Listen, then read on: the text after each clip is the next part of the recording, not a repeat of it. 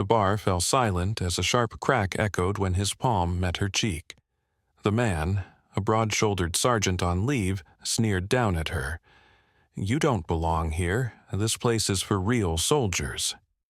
She didn't answer, just turned back toward him with eyes calm and cutting as glass. Then, in one seamless movement, she twisted his wrist, swept his leg, and sent him crashing through a wooden chair. He lay groaning beneath her boot, frozen as his gaze caught the tattoo on her forearm, the unmistakable trident of a Navy SEAL. His voice shook. "Ma'am, who are you?" She replied softly, "Your instructor's worst nightmare." Lieutenant Commander Lara Maddox was 34 and had spent the past 2 years building a quiet civilian life after leaving Strike Unit 9, following a mission in Corvo Valley that had cost her 7 teammates. She'd been the only one to make it out alive, carrying 3 wounded men to safety. Returning to her hometown of Port Haven, she took a position as a counselor at the Veterans Affairs Clinic, working with former service members, fighting PTSD and the struggle of transition. No one in her current world knew she had once led combat operations in the most dangerous corners of the earth. The shift from elite warrior to quiet counselor wasn't hard because the work lacked meaning, but because every peaceful day felt like betrayal to the fallen who'd never have peace again. That Friday, she'd stopped by the Iron Harbor, a weathered bar near the naval base favored by active duty and veterans, planning on 1 beer to unwind. She sat at the far end, jeans and a plain t-shirt, hair tied back, blending in like any woman in her 30s just trying to breathe after a long week. She avoided eye contact with the rowdy groups celebrating promotions or deployments.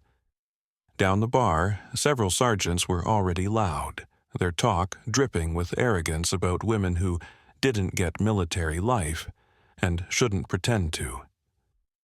Lara could sense where the talk was headed, but stayed quiet, eyes on her drink. One of them, Sergeant Sean Harker, drunk beyond judgment, noticed her sitting alone and decided she'd make easy sport for his buddies. With the swagger of someone never truly tested, he strode over and announced loud enough for everyone, "You're lost, sweetheart. This isn't yoga class." He smirked. "This bar's for people who've actually worn the uniform." Lara looked up, calm, unreadable. "Just having a drink, Sergeant. You can relax and go back to your friends." Her composure only irritated him further. Leaning closer, he pointed to a faint scar on her wrist. "Nice scar. Paper cut while typing? Or maybe a wine bottle accident?" Lara set her beer down carefully, saying nothing. Her silence cutting sharper than words. Her silence hit harder than any comeback could have, and the bartender, who had been watching closely, started to move their way. One of Harker's friends called out, "Sean, leave it. She's not like the others. Trust me, you don't want this." But Harker was too far gone, too drunk, too determined to save face. He grabbed Lara's shoulder roughly, trying to spin her around and reassert control. She calmly brushed his hand away with almost no effort, and his alcohol-soaked mind made the worst decision of his career. The slap that followed cracked through the air, freezing the entire bar. For one still moment, everyone waited for the smaller woman to cry or walk away, but she didn't. Lara Maddox turned back toward him, her eyes carrying the weight of combat, loss, and death. They didn't show fear or anger, just pure focus. What followed lasted only 3 seconds, but would be told in the Iron Harbor for years. She moved with the fluid grace of someone who had spent thousands of hours in hand-to-hand combat. She twisted his wrist, forcing him off balance, swept his leg, and guided his fall straight through a wooden chair that shattered under the impact. The crack of splintering wood mingled with Harker's grunt of shock and pain before he landed flat on his back. Lara stood over him, boot resting lightly on his chest. not enough to hurt, just enough to keep him still. As he lay stunned, his eyes locked onto the tattoo revealed when her sleeve had slipped back. A trident, unmistakable even to a drunk Marine. The Navy SEAL insignia, the emblem earned only by enduring the harshest training known to man. Harker's face drained of color as realization hit. "Ma'am, who are you?" he whispered, voice trembling between fear and disbelief. She looked down, not angry, not smug, just tired, faintly disappointed. "Someone trained by the best," she said softly, "and your instructor's worst nightmare if you don't learn respect." Inside Lara's wallet was a small wooden card engraved with the words she lived by.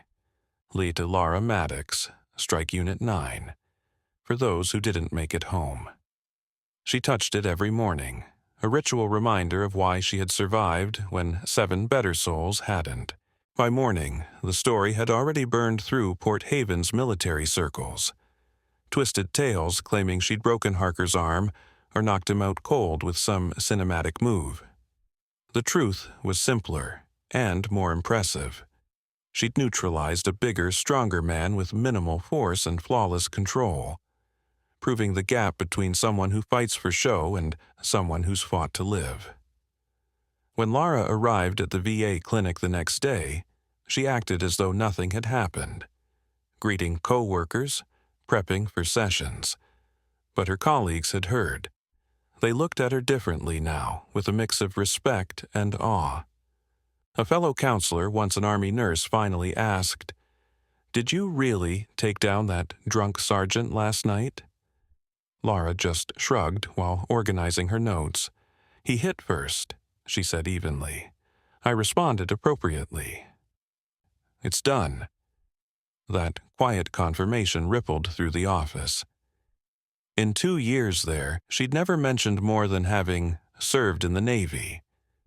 Now, everyone was scrambling to learn more about the calm, soft-spoken counselor who carried herself like someone still at war, who always seemed so calm and gentle with the veterans she counseled. Around midday, a military jeep rolled up outside Lara's office, and Commander Dane Reeves stepped out, the same officer who had led her last deployment and tried, unsuccessfully, to convince her not to leave the service after Corvo Valley. He entered without knocking, wearing an expression that mixed concern with a trace of amusement. "Still can't stay out of trouble, can you, Maddox?" he said. Lara rose, managing a faint smile. "He disrespected what we stand for," she replied evenly. He needed a reminder about the uniform, even if neither of us was wearing it. Reeves studied her with that quiet understanding only shared by people who had faced the same chaos. "You never really take it off," he said. "That's why you reacted the way you did. Once a SEAL, always a SEAL, no matter what the papers say." They spent the next hour talking about things they rarely allowed into daylight, the ambush in Corvo Valley that haunted both their memories, the 7 teammates who had died after intel promised a clean op, and Lara's desperate fight to keep 3 wounded men alive through 4 endless hours waiting for extraction.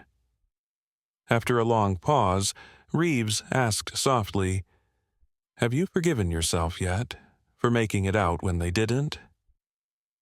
Lara turned toward the bright Port Haven sunlight outside her window. "I refused the medals," she said quietly. "It wasn't victory, it was survival. And survival isn't something to celebrate when 7 families got flags instead of homecomings." Meanwhile, Sergeant Sean Harker faced his own reckoning.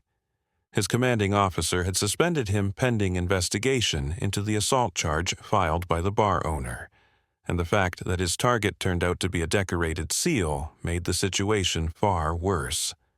After 2 long days of wrestling with shame, Harker did something braver than he had in years. He looked up Lara Maddox's office address and drove there to apologize. When she opened the door, dressed professionally and wearing reading glasses, he could barely meet her eyes. "Ma'am," he stammered, "I came to apologize for what I did at the bar. I was drunk, stupid, and disrespectful. Then I found out who you are, what you've done, and I'm ashamed." Lara studied him silently for a moment, recognizing genuine remorse instead of damage control. "Don't waste time being ashamed, Sergeant," she said at last. "Shame doesn't fix anything. Be better than the man who raised his hand to a stranger. Learn from it, and don't repeat it." Harker straightened to attention and gave a precise salute. Lara, still in civilian clothes, returned it. "Yes, ma'am," he said with conviction. "I'll be better. Thank you for the lesson and for not making it worse." When he left, Lara sat down and opened the small wooden box in her desk. Inside lay a scorched Strike Unit 9 patch and a faded photograph of her team in the Corvo Valley desert. Smiling, fearless, believing they were untouchable until the day they weren't. She kept it in sight, not as decoration, but as a reminder that every veteran she helped was another way of honoring those 7 who never got the chance. A week after the bar incident, Commander Reeves called again. He asked if she'd come to the naval base to speak to young SEAL candidates about mental health and fear management. Lara hesitated, saying she preferred to keep her military life separate from her counseling work. Reeves pushed gently. "They need someone who's been through what they're heading into. They need to hear that fear's not weakness, it's information. And asking for help, that's real strength, not weakness. Please think about it." Lara finally agreed, though reluctantly. She understood how vital it was to teach mental resilience to those who'd soon be facing traumas few could imagine. The following Tuesday, she stood inside a training hall surrounded by dozens of young men who looked impossibly young to be aiming for one of the most dangerous roles in the world. When the instructor introduced her as Lieutenant Commander Lara Maddox, Strike Unit 9, the chatter died instantly. The recruits stared, trying to reconcile the small woman in civilian clothes with their idea of a Navy SEAL veteran. One candidate finally raised his hand, voicing what everyone was thinking. "Ma'am, how do you deal with fear in combat?" Lara paused before answering, her tone calm but steady. "You don't survive by removing fear. It doesn't work that way. You survive by learning to move, think, and act with it. Fear just becomes another signal your brain processes. Something to understand, not something to obey." A few heads nodded as the message sank in. She continued, "The teammates I lost weren't fearless. They were scared, like everyone else. But they trained so hard that their bodies still knew what to do when their minds wanted to run." Halfway through the session, Commander Reeves stepped out to take a call. When he returned, his expression told her everything. Something was wrong. He leaned in and spoke quietly. "We've got a situation. A training group on a jump exercise lost radio contact and hasn't checked in. Weather's turning ugly. We're spinning up a rescue." Lara didn't hesitate. "Send me," she said. "I know that area and those waters. I can help." Reeves hesitated. Deploying a retired operator broke every rule in the book, but he also knew her water ops experience was second to none.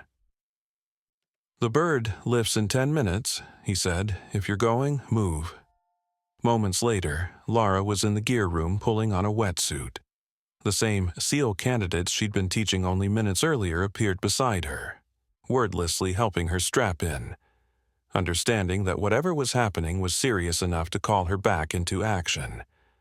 The helicopter roared into the storm, buffeted by wind and rain, as Lara sat among the rescue crew, her pulse steady, her mind focused. This was where training took over. As they neared the coordinates, she saw whitecaps forming 6-foot walls of water. The pilot shouting over the comms, "We can't drop lower. It's too rough. Whoever's going down goes on the line." Before he even finished, Lara clipped into the harness. She descended into the chaos, spray stinging her eyes, wind howling, the ocean churning like a machine built to break her resolve. For endless minutes, though the clock said 8, she scanned the waves, then spotted 2 figures clinging to an overturned raft. She released the line and swam toward them, every stroke cutting through violent water. Both trainees were conscious but fading fast, one gasping, lungs full of salt. Lara reached them, gripped hard, and began the grueling task of securing their harnesses while keeping all 3 heads above the furious sea, of fastening the rescue harnesses while keeping everyone's heads above the waterline. Then she keyed her old radio frequency, speaking in a code she hadn't uttered in 2 years. "This is Shadow Viper reporting. I've got 2 secured. One needs immediate medical attention. Preparing for lift." A moment of static followed. Then a startled voice crackled back, "Shadow Viper, that call sign's been inactive for 2 years. Identify yourself." Before she could answer, Commander Reeves cut through the channel, firm and unmistakable. "That's Maddox," he said, "and she's bringing our people home. Prep medical for triage now." The rescue lasted 40 minutes that felt like 4 hours. Lara went down the cable 3 separate times to secure each trainee, refusing to stop until everyone was aboard. By the time the crew hauled her back up, she was shaking from exhaustion, barely able to stand. When the helicopter finally touched down at Port Haven Base, medical teams were already waiting. Lara, soaked and salt-streaked, helped carry one of the unconscious trainees across the landing pad, looking less like a rescuer and more like someone who had just crawled out of a wreck. Word had spread fast. A retired SEAL had gone into a storm no sane pilot wanted to touch and pulled living men from it. The entire base seemed to have gathered. As she crossed the tarmac, supporting the limp trainee, the crowd parted without a word. Many snapped to attention instinctively. A young officer, tears streaming down his face, stepped forward. "Ma'am," he said, voice cracking, "you shouldn't have had to come back for us. You've already done enough." Lara shook her head, steady but soft. "You never stop serving the ones who still need saving," she replied. "That's not how this works. You serve until you can't anymore. And even then, you find a way." The trainee she held looked up, dazed but conscious. "Who are you?" he managed. She smiled faintly, weary but kind. "Just someone who remembers what it's like to need help, and how good it feels when that help shows up." Within days, the real story, stripped of rumor and exaggeration, spread across the military community. A retired operator risking her life in impossible weather to rescue trainees she didn't even know. Reporters flooded her inbox, but Lara Maddox declined every interview. Instead, she sent one short statement through Navy Public Affairs. "The story isn't mine. It belongs to the young service members who survived, and to the rescue team that got us all home safe." Commander Reeves tried to put her in for a commendation, but she refused. She told him quietly that giving her a medal for doing what any SEAL would do cheapened the meaning of real heroism, the kind paid for in blood, not applause, explaining that she'd only done what any SEAL would have done in the same situation, that giving her a medal for competence would only cheapen what real heroism meant. Sergeant Sean Harker, still under suspension, showed up at the base ceremony honoring the rescue crew. He wore his dress uniform, posture stiff, eyes uneasy but resolute. Spotting Lara Maddox standing quietly off to the side, trying to fade into the background, he walked straight to her. His voice carried just enough to reach the small crowd nearby. "Ma'am, I was the idiot who raised a hand to you in that bar," he said. "I'll carry that shame for the rest of my life.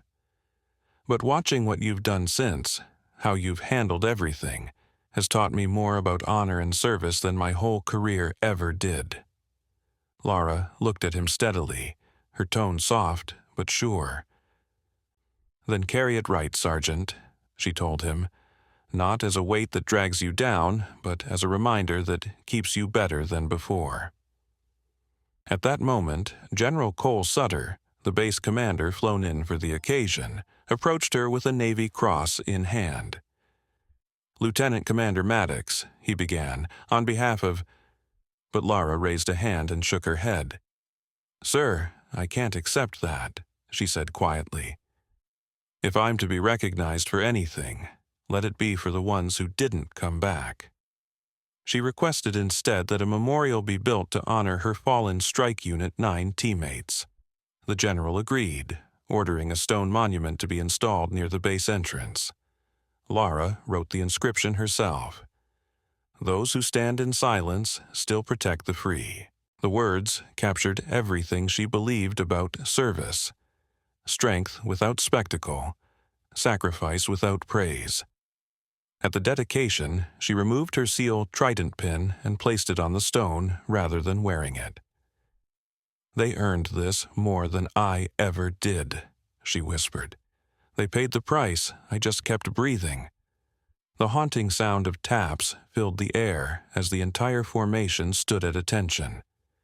Tears streaked Lara's face as she thought of 7 friends who'd never hear that song in their honor. When the crowd dispersed, General Sutter approached again. "You know," he said softly, "they'd want you to keep living, keep serving, keep giving their sacrifice meaning." Lara nodded, voice breaking slightly. "That's what I'm doing, sir. Every patient I help, every lesson I teach, it's all another way to make sure their lives still matter." A year after the bar fight and the rescue, Lara Maddox used the attention from both events to create something lasting: the Silent Strength Center, a nonprofit offering free counseling and skills training for veterans and military families. The center occupied a restored warehouse near the Port Haven waterfront, its walls covered in photographs of service members from every branch and generation, a place that honored service without glorifying war. Lara led workshops on managing PTSD, controlling fear, and rebuilding life after the uniform, all drawn from her own scars and lessons. At the center's grand opening, Commander Dane Reeves addressed the crowd of veterans, active duty personnel, and families. "Once a SEAL, always a SEAL," he said. "Not because of the uniform or the missions, but because of the courage it takes to keep serving others, even after the battle's over." Lara Maddox embodies that spirit. This center is her next mission. Active duty personnel and community supporters filled the space. Commander Reeves stood at the podium. "Once a SEAL, always a SEAL," he said. "Not because of the missions, the combat, or the training, but because of the character that drives someone to keep serving others at great personal cost. Lara Maddox is that character in human form, and this center is her next act of service to those who still need her strength and experience." Lara stood beside him, visibly uncomfortable with the attention but aware that his words mattered, for the mission, for the veterans watching, for what the center represented. When her turn came, she stepped forward and looked out at the crowd of soldiers, families, and civilians. "The world thinks strength is loud," she began, "that it shouts, demands recognition, and fills the room. But real strength is quiet.